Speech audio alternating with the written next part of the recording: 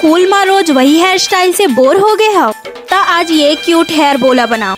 ता जय जोहार संगवारी हो, तब मोर स्कूल जावे या बहनी मन रोज रोज वही हेयर स्टाइल करके बोर हो गए हो ता ये क्यूट DIY बोला बनाओ। ता नोनी हो, एला बनाना बहुत आसान ही।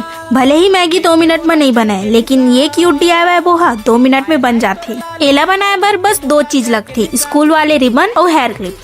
रिबन ला लपेटो और एक ठन गांठ बांधो, फिर बन जाही एकदम सुंदर और क्यूट हेयर बो। तब मोर प्यारी प्यारी बहनी हो, रोज रोज वही 2 चोटी करना छोड़ो और ये वाले क्यूट DIY बोला ट्राई करो। पहने के बाद कैसे दिखाते देखना है तो चलो देखो।